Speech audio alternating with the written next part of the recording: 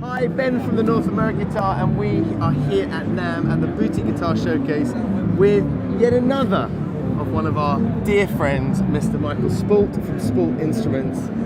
Michael, every time, and I know I've said this to a few people, but you just blow my mind. I mean, Thank you. The two main pieces that you've been exhibiting, Fisherman and His Soul and the Matador. Just talk us through them really quickly because they are absolutely incredible.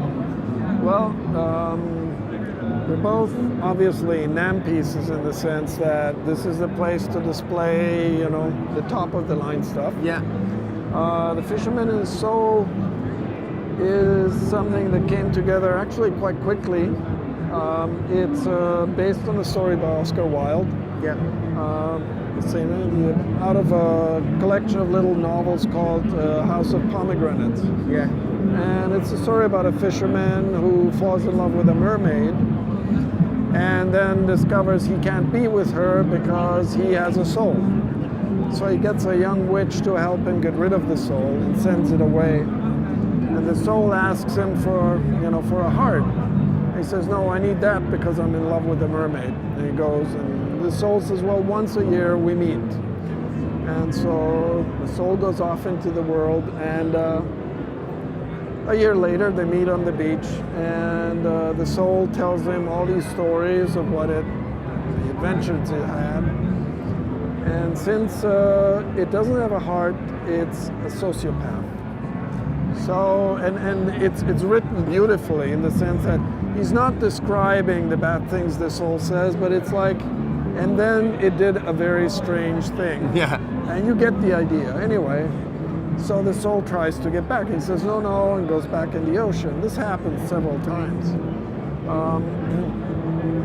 And then at a certain point, the soul comes and says, you know, a day travel from here, there's a city, and there's a dancing girl, and she has these beautiful little white feet. They're like doves flying when she dances.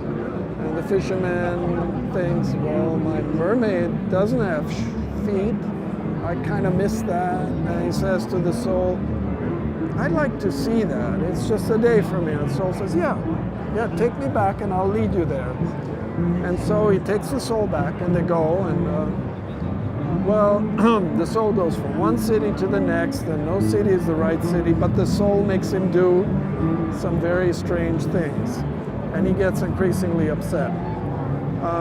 In the end, he says, no, I'm going back. I want to get rid of you. Let's go away again. And the soul says, no, that was a one-time deal. You took me back. You're stuck with me. Anyway, it's kind of a tragic love story and all that. It ends, of course, with everybody dying, but him reunited with his soul, and so on. It's worth a read. Yeah, I kind of forgot that we were stood in NAMM then. I was kind of imagining all of this. But what is so beautiful is how you take that, and even the emotion when you tell that story, how you then take that and you create that into your instruments. Well, I read the story as a kid, and it's kind of stayed with me. And when I collect stuff on flea markets and so on, and this little guy is a collection of, these are 18th, 19th century dolls. And then I came across this tin. It's a silver tin kind of, I don't know what they use. It's got like a darkness to it. Is this the soul? Well, that's when the tin tarnishes. Right, okay. I mean the silver. It's actually silver. Yeah.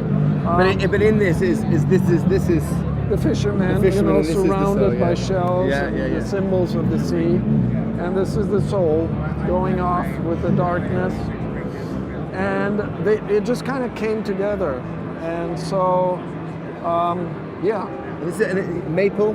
Yeah, and an ebony neck. And at that point I knew this is a good concept. So I added this piece of wood. It really is. I mean, that is so and beautiful. I decided to use this. This is another thing, it's an old something, and I found it, but the pattern matches the whole vibe of the story and the period where it was written. And you teamed up with Apache Amps to create this, He's an old friend of mine. Apache Amps he's a true boutique builder. A lot of people have his amps, from John Fogerty, Keith Urban, Warren Cucurullo, Van Halen. I tell him every time he hasn't gotten a logo for his amps, so they're up there and nobody knows what they are except the people who know. Yeah. So anyway, we're old friends, and so we always talked about wanting to do a project together. And so he built the amp for this. It's a small amp. There's a 10-inch Celestion Gold speaker underneath here. And you can see this pattern kind of echoes the pattern of the backplate. Yeah. And there's a little drawer here. It's kind of tight so it doesn't rattle when you play. But, and an old edition of the book. Oh, beautiful. Yeah, so and that how you you can get actually it to, read the story. How you get it to the whole theme to run through? It's so exceptional. And I think, I mean, it's a great piece. Like and this is sold, isn't it? This sold the first day, is that right? Yeah, this amazing. sold right Congratulations. So let's just quickly move through some of the other stuff you've got exhibiting here, because I remember you launched this at the Mannheim. We had the first one. That's right. That's right. I call this the tool. It's going to be a little. This is one of the prototypes. And we've got one of these coming over to the North American Guitar in a few weeks' time, so that's going to be great to see. So the whole idea is I wanted to make a guitar that is affordable to the musician, to the gigging musician. He can take it with him. He doesn't have to worry about. It's just a player's guitar. Yeah. That was the original name, but then somebody said, so I called it the Tool. Yeah, it's great. It's great. The idea is you have these pickups here. They're my signature bone top pickups that I developed with Lindy Fralin. And you have a pre-selector, which allows you to select either of the coils or as a humbucker or in series. Yeah. And then you just have the three-way, and that controls the selection between the neck and the bridge. Oh my God, that must give you a huge amount of dynamic range. And the thing is, I did a lot of standard pickups over the years. When you have a humbucker, a standard humbucker, you split it or you do something, it's never really satisfying in the end. This here is satisfying in the sense that you do get a true humbucker sound, you get true P90 sounds, and in the series mode, it's a powerhouse. No, I can't wait. You have to look out for the video that'll be coming with this at the North American Guitar very soon. You have 9 totally useful sounds. In the mid position, you get all this Strat quacky stuff because it's out of phase. Depending on the selection here, you get truly useful sounds. This one is Swamp Ash. Yeah. And a maple neck, so it sounds bright and sparkly. Yeah. This must have been a lot of fun to build. Just to kind of, I mean, again, doing something as in depth as the Fisherman's Soul. But to do something like this must be, as an artist, as a creator, it must be great to kind of go into a different sort of realm, as it were, with working this. Well, as guitar builders, we need the money to feed our family, of course. And it's hard to survive because not so many people can afford the guitars. Yeah. But our reward and our wish is for musicians. Actually, this one, we had a crew yesterday with a musician who went into the booth and he played it. And I got goosebumps. That was my reward. Yeah, great. It's amazing. In that sense, suddenly the guitar comes alive. Yeah. The guy gets into it, he loves it, and there's the magic. That's amazing. And that's what it's really about. So this is basically the non-decorated version. You give this to a player, and then the magic happens. And that's, in that sense, the reward is almost the same. That's great. And now just want to quickly bring it on to this amazing H624, and we're going to come back to the Flower Garden in a second because we've got one of these. We've had a few of these into TNAG, and we always find homes very quickly. I love the H624. I think it's one of the most beautiful instruments you make. Do you want to just go through, because this has got a slightly different finish to it, isn't it? It's chocolate brown, is that right? It's actually a spruce top. Yeah. Stained dark. Because the story with these is somebody asked me to make a prototype for a high-end guitar, and I thought I want to do something that really stands out. So I carved the pattern for this pickguard and had it cast by a foundry in aluminum. The thing is, it's very thin, and not many foundries can do that. and it's kind of expensive. So I had 7 made, and this is actually one that broke. Right. So. Oh yeah, you can see the crack. Yeah. But that adds to the charm. That just that. Well, you know, people buy relic guitars. This one has been great. There's no question of stability or anything like that. Oh, because there's nothing to do with the top, so yeah. No, it's like, you know, the pickguard is in two yeah, parts. totally. But, yeah. and so the It others were screams highly, cool. This guitar just screams cool. The other ones were highly polished. This one I kept a little more like when it comes up from the foundry. And so the whole guitar, it's got a, you know, mahogany back and neck. I was lucky I scored a lot of aged old mahogany from a dealer that went out of business. And I put a spruce top over it, and it's just kind of, it's not a relic in that sense, but it has the vibe of a guitar that has been used a lot and played a lot. And then the A64 that we've got coming in, that's got the sunburst finish? That's kind of more, let's put it, it's the Les Paul version of this one, the 59. Okay, great. It's got the sunburst with a flame maple top. Same appointments, basically. The pickups are a little different, but yeah, it's the same kind of thing. This also sold quite quickly. Yeah, of course. Because, I mean, it's a stunner. Yeah, it really is, it really is. And then lastly but not least, the glass flower garden.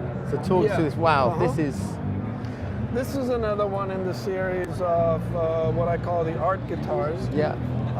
Although what people need to kind of wrap their mind around is the fact that this has kind of a 335 sound. It has a piezo bridge. Yeah. You have the Babe, We which do. is a similar, but it's a baritone. 335 is a good description. Yeah. It has that woody kind of tone. Yeah. And with the piezo bridge, you have the volumes, you can mix them, and you get an enormous range. It's very interesting when you have the magnetic volume on, roll the tone back and the piezo, and very strange things, I mean, in a good way, strange things happen then. You get wonderful sounds out of these, okay?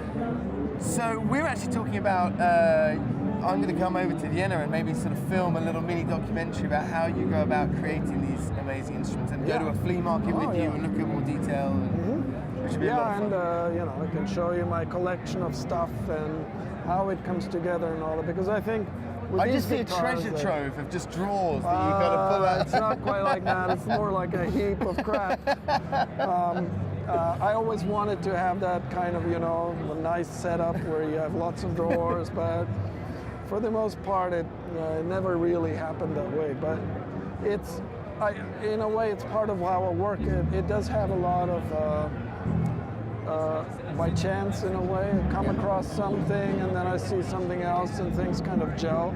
Yeah. So on that level, it's I went to art school, so it's basically a process an artist goes through. Okay, cool. Let me got one more piece that I'd love to try and quickly squeeze in, which is the Matador. And and I saw your social media presence at the moment is amazing, because you're just giving teasing. I love the kind of run up to NAMM. You're just doing these little teasing shots. And the Matador was one that I couldn't wait to see. So well, it had more to do with the fact that, I confess here, it only got finished right before the show, so I couldn't say that. Okay, let's go and have a look at it. Okay, so before I say anything, this has got to be a Picasso inspired piece. How did you guess? No, I mean, okay, the story behind this is we did this boutique guitar showcase last year, and it was such a success. NAMM asked Jamie to kind of expand it and also to kind of make something special. So he chose 4 builders to anchor the show in a way and put an artwork outside to draw people in. And he asked me if I wanted to do one. I said, yeah, of course. And so I thought about it, and I thought, okay, it's an idea I've had for a while, to do a piece that integrate the guitar into a larger piece. One of the things that we run into, especially as electric builders, is you have a customer and he drops a lot of money on a guitar and he brings it home, and his wife says, what is that piece of crap? I don't want it in my living room. He says, no, it's a $25,000 relic. And she says, it's a piece of crap. Get it out of here. We had always been lucky. And then he says, no, listen to it. And she said, no, I don't like that. Anyway, it's a running joke, but there's some truth in that. Yeah, absolutely. We get it all the time, you know. But just before the client is about to, if it's he is about to purchase the guitar, he goes, I just need to make one quick phone call. And then you know, oops, this is the dangerous moment. But anyway, with my stuff, we find that it appeals to women because it's pretty. Yeah. You can kind of connect with it on that level, the aesthetic one and so on. So my idea was also to make pieces that you can have in your living room, that you can have as part of your setup. Yeah, absolutely. And they work on two levels. I mean, I see this also as an art piece. I had somebody ask me, how much just for the doors? Really? Yeah. So let's dive into it. Anyway, can I grab the guitar? That's the story. Yeah. Last summer, on the run up to the show, I was at a friend's house and he had this book, Picasso Guitars. The Museum of Modern Art in New York has a collection of Picassos, and he did a lot of stuff. His first sculpture actually was of a guitar. Wow. And it actually is a milestone in the development of sculpture, modern sculpture. It was the first piece that worked with a deconstructive three-dimensional kind of way of abstract art. So yes, the inspiration comes from that. I love the colorfulness of the paintings, the deconstruction, and I always looked for a play. One of the things is I like to reuse stuff. So the cutoffs from the guitar, this is, for instance, has a top that is reclaimed from an old Viennese parlor guitar. Yeah. And you see the other half of it is there. The headstock, I sliced it up, half is here, half is there. That's the fingerboard of that guitar. Amazing. That is So just awesome. It is definitely, this guitar and this cabinet are part of each other in a way. Yeah. They're the same thing.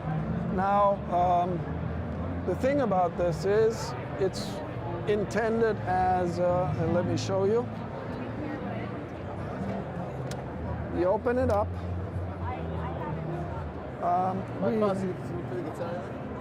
Yeah, I have to take the bottle out.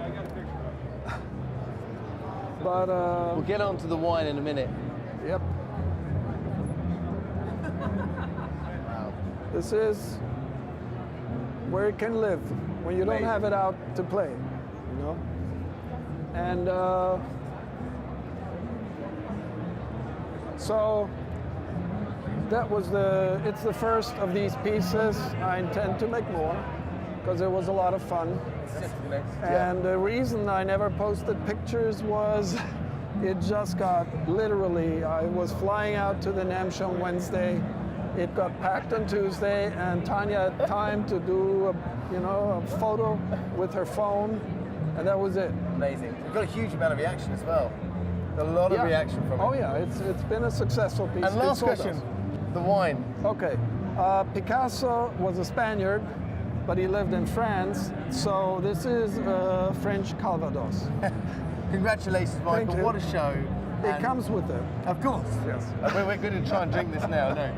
Congratulations, what a show. Thank you. More later on, thank you.